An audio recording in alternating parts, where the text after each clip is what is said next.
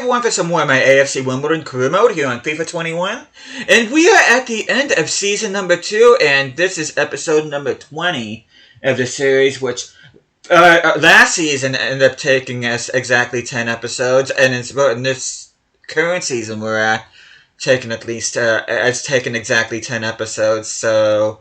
Now, I'm not going to guarantee season 3 is going to be like that. As a matter of fact, I don't even really care how many episodes each season takes. It just happened to be interesting that both the seasons have amounted to exactly 10 episodes. But I'm not even going to talk about that anymore. We are going to talk about the fact that AFC Wimbledon are not only going to be a league championship club next season, but they have won back-to-back league titles. We're going to take a look at the table here. But before we do that, hope you guys have an awesome day today. Hope you guys doing well. And as you can see, we finished 28 points ahead of second place Reading. The Royals will be joining us in the championship. Charlton Athletic, which, if I remember correctly, they got promoted to the championship alongside AFC Wimbledon TheMasterBucks first season of his career mode. They finished third as themselves. Birmingham, Barnsley, and Portsmouth are in the playoff spots. Hull City just missing out on.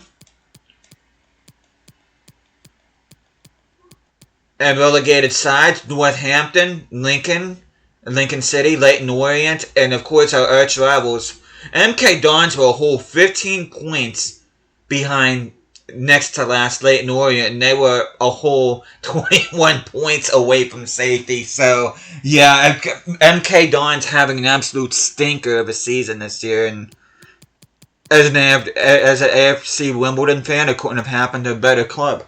But that's all I'm going to say, but I'm sorry if you're an MK Dons fan watching this, but we're just going to take a roundup of the Papa John's Trophy, which I already showed most of these off on camera, but we're just going to go through them again. Our journey through the Papa John's Trophy. Carabao Cup, which we're going to show, which is a competition I do want to win next season. Was won by Leicester City. They beat Wolves on penalties. We ended up getting knocked out early in this competition. We ended up getting knocked out in round 2 by the likes of Blackburn, which, like I said, I know I already showed you guys that.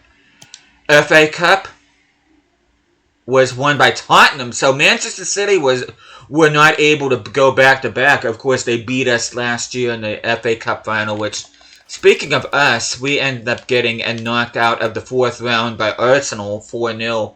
Because, of course, naturally, we couldn't get drawn against a team like Rotherham or Wickham or even Barnsley. You know, we had to get freaking Arsenal, which... You can see Cardiff took Manchester City to the absolute limit, which Manchester City ended up beating them on their ground. And now, League One playoffs. We will get to find out who goes up with us. And that is going to be Barnsley, which, honestly, I was low-key rooting for Portsmouth, because that was another one of the teams that MasterBucks did a Road to Glory career mode on. But it's going to be the Tykes that are going to be coming up alongside ourselves and the Royals.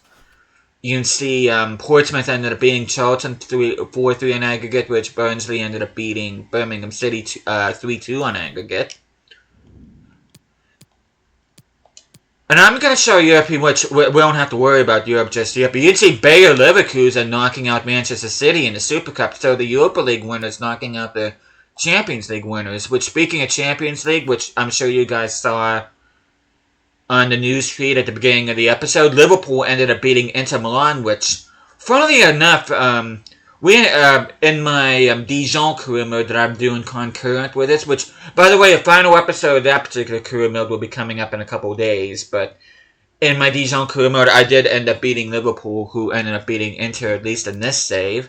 And the Europa League was won by Hoffenheim, which I think I did see that on the feed as well. They ended up knocking out Europa League specialist Sevilla 4-3 on penalties, so... A rather impressive victory by the German side there. So yeah, 5th place Barnsley will be joining ourselves and Reading in the top flight of the, not the top flight, the 2nd flight, the league championship next year. I don't know, I'm already thinking ahead, we're not even at that point yet. Which I just noticed that Bayer Leverkusen got Gonzalo Higuain, so that might be a big reason why they had so much success. But you can take a look at a top goal scorer list. Yates from Blackpool ended up getting the most of 22. Our highest goal scorer ended up being Michael Olise, which I'm going to talk about him here in a few moments. You can see he got 18 goals and 33 appearances. Adam Ida ended up getting 17 goals and 32. You can see Andre Yvonne getting 15 and 26. Ryan Kent, I actually started playing him from January on, which I'll talk about that here in a moment too. But he ended up getting 13 goals in as many matches, which is very impressive. Most assists goes to Hoskins, rather. He's tied with Olise with 11. You can see Ida with 9, McLaughlin, Longstaff, and Loresbo each with 8. Thomas, who I'm gonna end up sending him out on loan, ended up getting 7. You see Chilufya. Clean sheets, most clean sheets goes to Truman from Birmingham City with 21. Our most clean sheets went to Van der Voort with 13 and Ferreras with 10. So combined we got 23 clean sheets in 46 games. So we got a clean sheet every other game, which is awesome.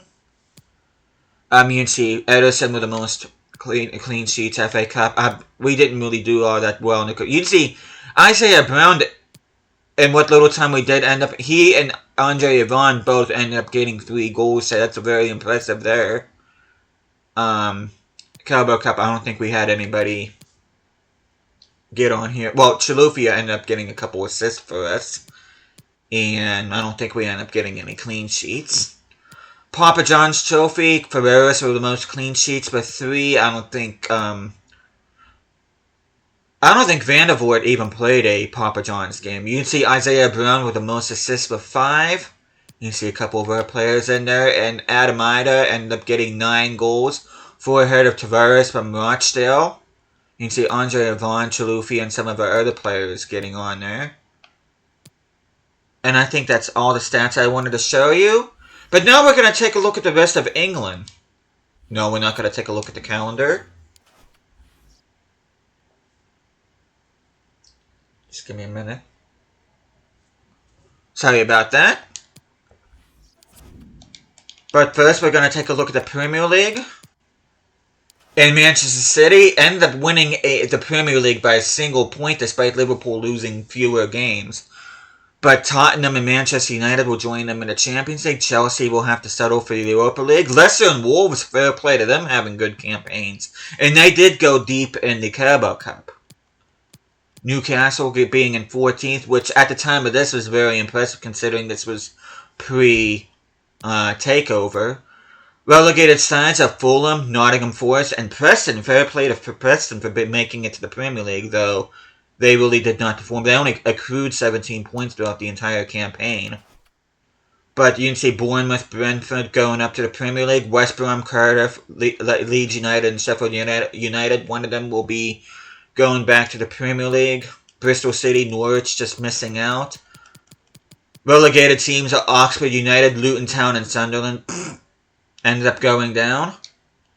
And League 2, Salford City, Forest Green, and Newport County. There we go. My former Road to Glory team getting promoted to League 1. We're always happy to see them doing good.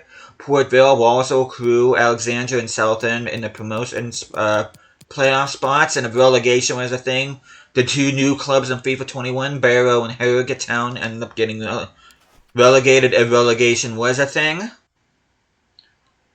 Just to take a look at a quick look at our transfer budget, you see we still have 12 million in there. Our starting budget was 34, which, like I said at the beginning of the season, was way more than what I thought we would have. And take a look at board objectives. Within 3 seasons, increase your club worth by 75%, which we have 3 remaining seasons on that. Which I don't know why we're not getting a percentage on that yet, which I'm slightly worried about that. Next year we will be focusing on Jay Stewart, and hopefully we can get him. I'm just waiting for him to turn 16 before I'm able to get him promoted, but he will be the one we use for that particular objective. 10 wins. We end up winning 48 total games altogether. Of course, we're not in Europe, and then we ended up winning the league title. We did reach around 32 in the FA Cup. And speaking of Jay Stewart, we're going to take a look at him right now. He is at a 67 rating. Though, like I said, I'm just waiting for him to reach the age of 16. That way I can promote him and use him. You can see it's going to take him 10 weeks under the defensive center back to reach a 68. Decent pace, good physical and defending stats. No, I do want to show you guys. Next, we are going to take a look at transfers. No, actually, I'm going to save on transfers from now. I'm going to wait until after I show the squad. Normally, I show transfers beforehand, but there's a reason why I want to show transfers afterwards. But first, we're going to take a look at the squad itself. And one of the things, well, a couple of things you're going to notice right off the bat is I did move Michael Olise. I did convert him from a center attacking mid to a right winger, since he does play as a right winger in real life for Bayern Munich. And I do hope under the opposite side glitch plan that I do have Olise grown a little bit. And I do have Isaiah Brown. He is going to be my starting center attacking mid for the foreseeable future. And not only is he going to be my new center attacking mid, he is my player of the season this year. No doubt, despite me only getting him at the end of November. This guy's been absolutely awesome for me. And you can see McLaughlin used to be a starter, hasn't really grown as much as I'd liked. He was the front runner for quite some times, but he ended up not performing as good in the second half of the season. Same thing with Ozell. He just kind of... I can't really say Ozell's dropped off, but he really didn't do anything to really improve on his first half of the season. And Ida, despite him being my new starting striker, I am having kind of second thoughts about him. And then Andre Yvonne, he's been struggling this season, but I am going to have him as my backup striker. But yeah, I'll talk more about things here in a bit as far as my transfer plans. But we are going to go in the squad hub right now. We're going to take a look at stats. And as you can see, Adam Ida, he grew by 6 this season. He's now at a 74, but you can see 30 goals, 12 assists, and 41 appearances. Andre Yvonne, actually, with the second most goals, 25 and 5 with 38. And you see Michael Olise, our newly assigned right winger, grew by 5, though I do expect him to grow more under the opposite side plan. Ryan Kent, 14 and 5, despite only playing in 16 matches, is impressive. Though I do plan on selling him at the beginning of next season, so hopefully I'll be getting some offers from him. McLaughlin, like I said, not growing as fast as what I had liked. Chilufya growing like a weed, which is nice to see. He did start off as a 66. Larrazabal growing by 9. He's at a 78. And if there's anybody else, you can see Isaiah Brown, 9 and 10 through 25, absolutely phenomenal. Leo Auer, he's going to be going out on loan next season. But if there's anybody else you want to take a look at, you can just go ahead and pause the video. You see Lamptey is already grown by 6 since I fixed his development plan. Longstaff is our first 80 rated player of this career mode. But yeah, overall good growth on my team. Which I should really talk about what I have planned for these players. Like Chilufya, I'm going to keep. Larrazabal, I'm not actively looking to sell him. I do like him a lot, and he has performed well for me. But if I do get a decent offer from him next year, I will consider possibly moving him on, because I have played with him before in my Saarbrücken career mode. So that is definitely something I'm considering. Loyadice, I'm keeping. Dobson, I'm just going to go ahead and just offload him. Lamptey will be my starting right back. Of course, Longstaff, I'm keeping. Thomas, I'm going to be sending him out on loan. Though I'll probably be selling him not next year, but the year after. So season 4, I plan on selling him, because I do want him to grow in overall before I think about selling him. That way I can get a decent sum for him. Guinness Walker, I'm absolutely keeping. Schultz, I'm considering selling him on. If not, at the very least, I'll possibly loan list him, but I'm actually leaning towards selling him. You see a couple of... Moyano, I'm actually considering having him as my new backup goalkeeper next year and actually sending Ferreras out on loan. I'm still trying to decide what I want to do with my goalkeepers yet.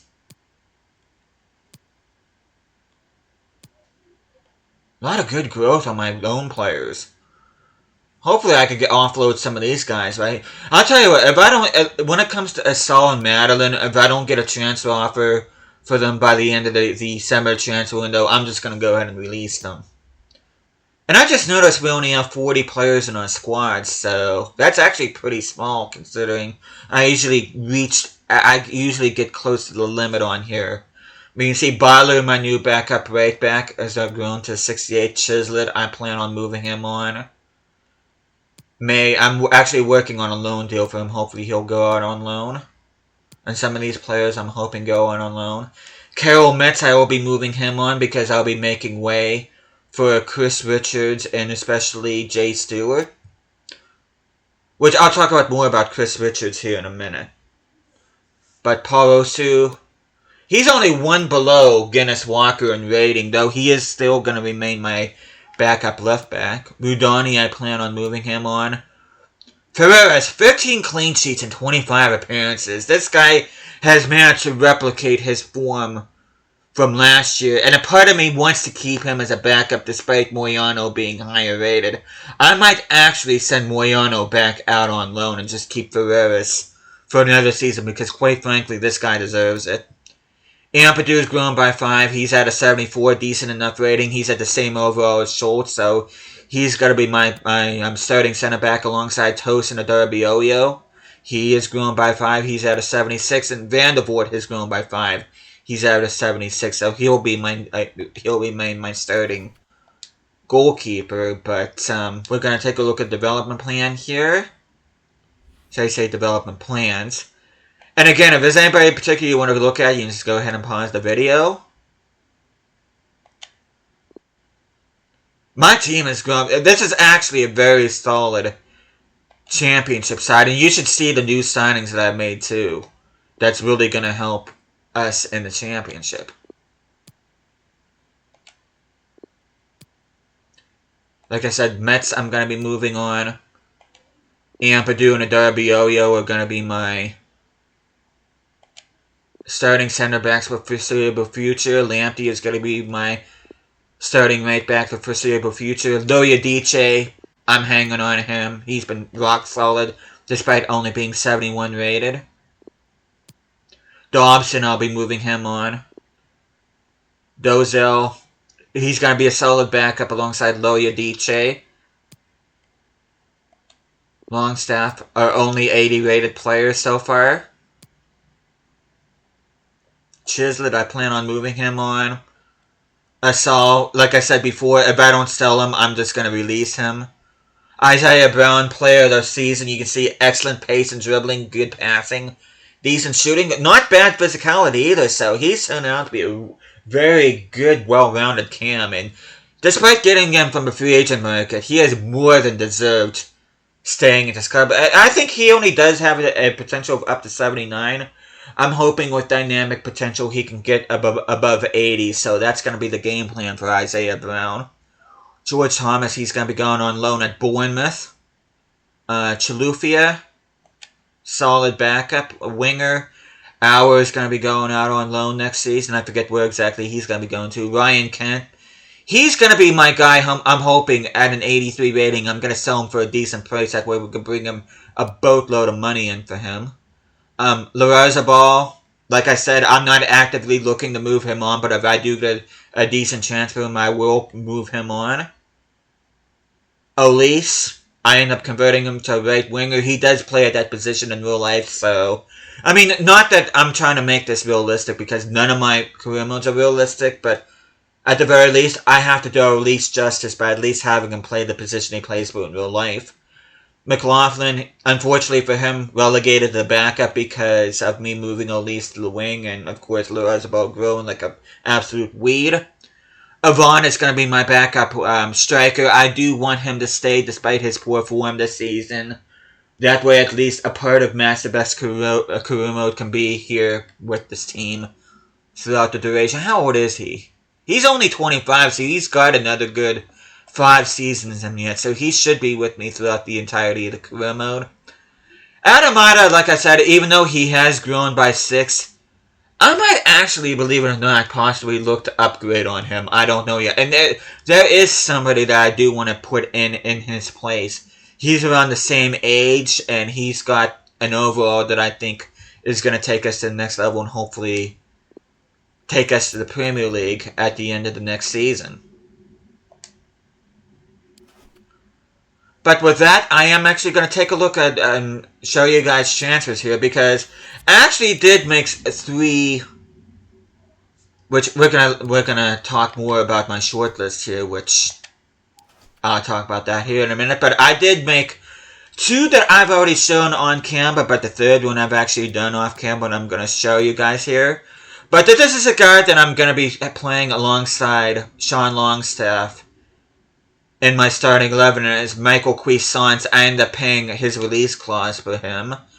And the reason, I actually have 3 reasons why I want to, why I got this guy. And the first one is that, my first reason is that I missed out on him in my Venezia career mode. I did not play with him in my Venezia career mode, so I decided to give him a shot here.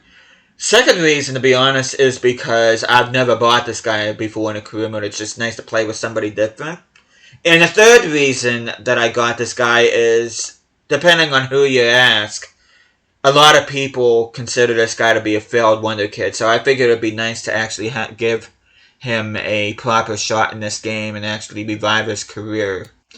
Chris Richards, when I got this guy, he was at a 70. He's already up to 71, but funny thing about Chris Richards is he actually moved to Barcelona in January, but they kept his release clause for whatever reason, and so I was able to activate it. So next season, he will be my new backup center back. He will be replacing Marvin Schultz, and of course, Jay Stewart is going to be replacing Carol Metz.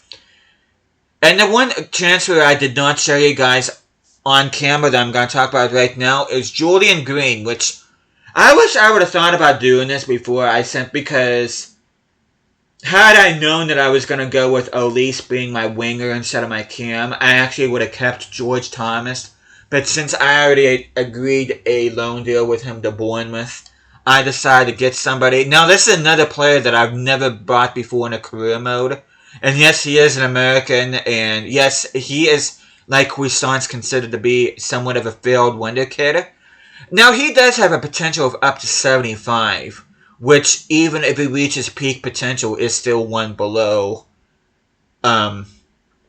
Izzy Brown. So it's not like he really should be competing with him in terms of game time, but I do hope he grows by at least a couple, that he gets around 73, 74.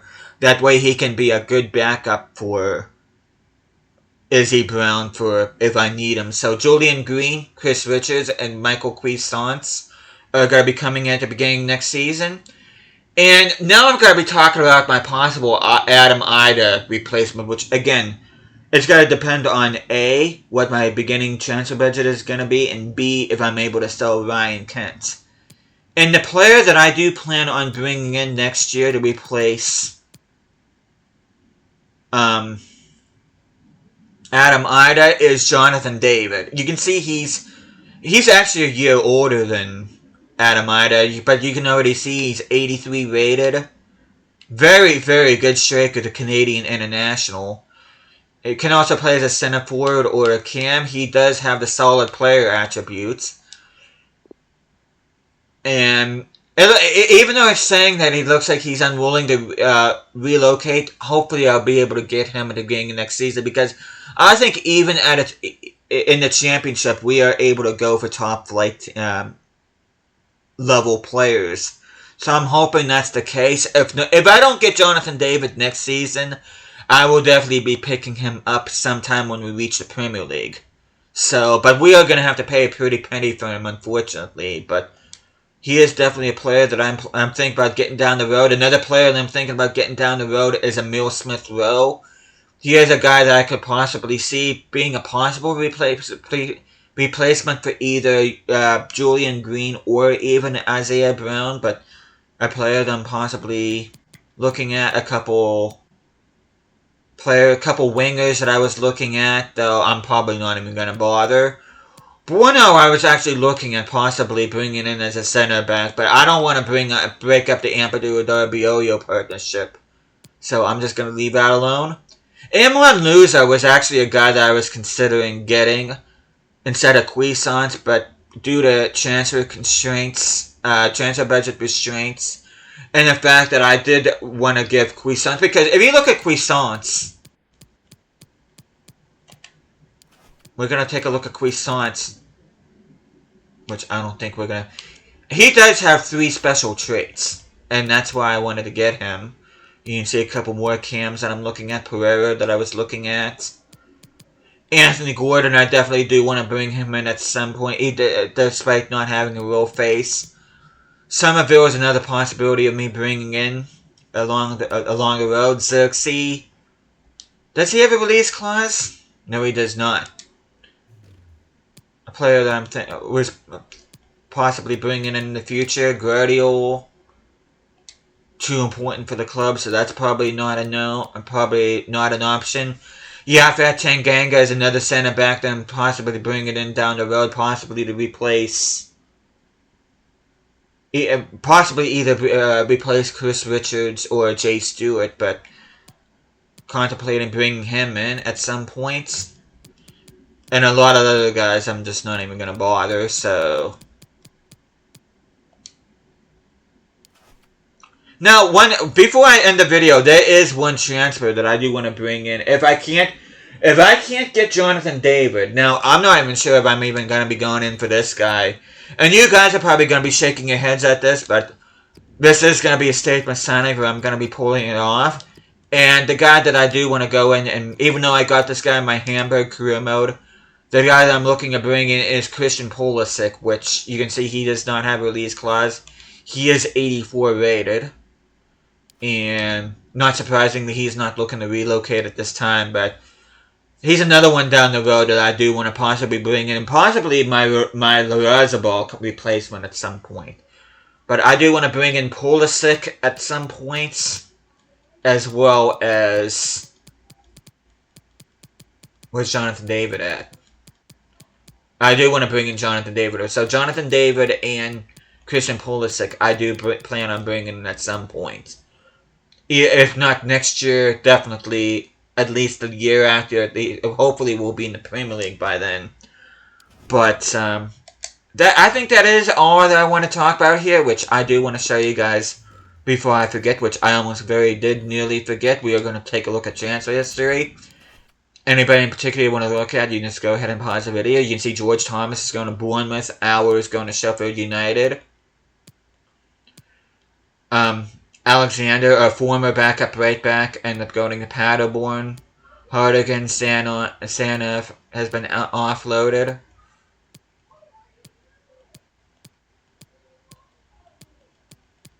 A lot of other guys we just got rid of, like you see Lyle Taylor, Federico Barba, Scowen, Walker, Lopez.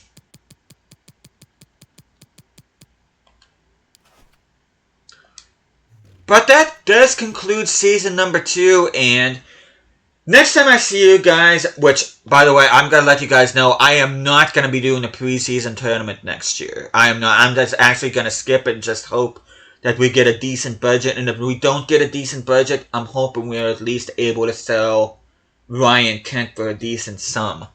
But next time I see you guys will actually be the... Which, by the way, the season opener next year is not going to have commentary. I will let you guys know right now. The season 3... Actually, no, that's not going to be true. I am going to have commentary. But it's going to be almost like a normal episode. But we are going to start the episode with the season opener in the championship. Of course, we don't know who that is yet. But we are going to be playing the first game of the championship at the beginning of the next episode. Which will be the beginning of Season 3. I will have commentary for that, and from the following episode up until the halfway point, there will not be any commentary, so... But with that, I think that's pretty much all that I have to say. As we conclude Season number 2, and hope you guys looking forward to Season number 3 in the Championship. We are one step away from the Premier League. But thank you guys so much for watching this. Hope you guys are enjoying the series so far. I will see you guys again next time.